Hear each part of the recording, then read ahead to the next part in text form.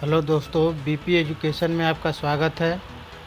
आज मैं फिर आप लोग के सामने टेंस का 9 पार्ट लेकर आया हूँ। उससे पहले प्रेजेंट टेंस का सारा सीरीज वीडियो के डिस्क्रिप्शन में है, आप चेक कर लीजिए। पास्ट परफेक्ट कॉन्टिन्यूअस टेंस की बात करते हैं। जैसा कि नाम से ही पता चल रहा है, परफेक्ट मतलब काम हो चुका है और कॉन्टिन्यूअस मतलब काम हो भी रहा है। दो तरह की चीज़ें एक ही सेंटेंस में देखने को मिलेगी। ये इसका पहचान देख लेते हैं। सेंटेंस के लास्ट में रहा था, रही थी, रहे थे आदि शब्द समय के साथ आते हैं, तो वहाँ पर पास्ट परफेक्ट कॉन्टिन्यूअस टेंस होता है। यहाँ पर समय के साथ से का प्रयोग होना बहुत ज़रूरी है।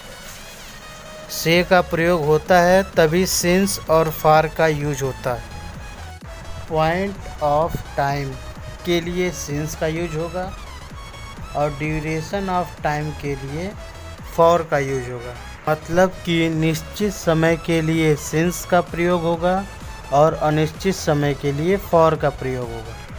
अफर्मेटिव सेंटेंस का फॉर्मूला देख लीजिए। सबसे पहले सब्जेक्ट आएगा, फिर उसके बाद हेल्पिंग वर्ब में हैड बीन, उसके बाद वर्ब का फर्स्ट फॉर्म लगेगा, उसके बाद आईएनजी लगेगा, फिर ऑब्जेक्ट, फिर सिंस या फॉर, फिर उसके बाद टाइम। एग्जाम्पल से समझते हैं।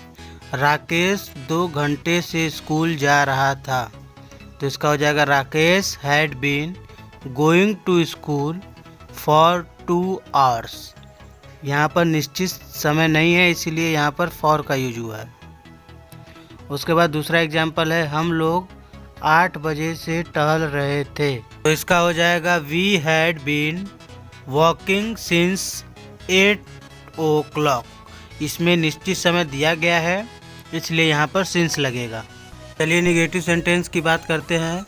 निगेटिव सेंटेंस का फॉर्मूला है subject plus helping verb had not been लग जाएगा, निगेटिव सेंटेंस है।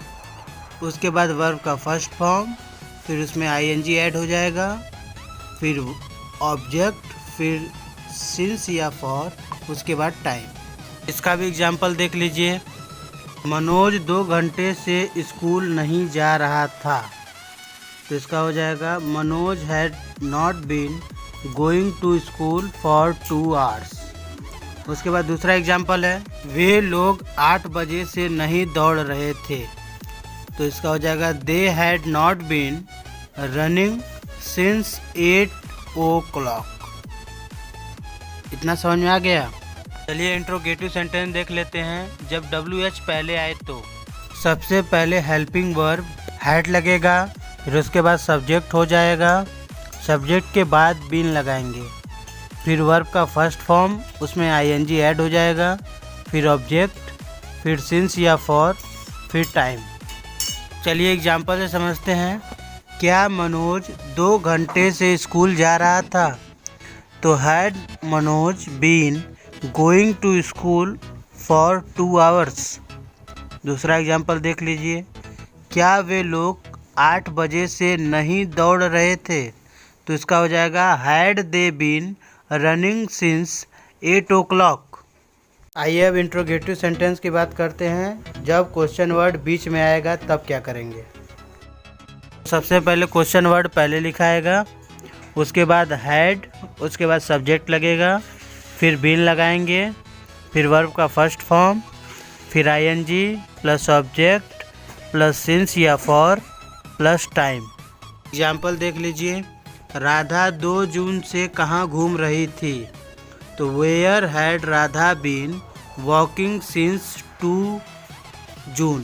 दूसरा एग्जाम्पल है, वे लोग रात से क्यों दौड़ रहे थे, तो इसका हो जाएगा why had they been running since 2 night।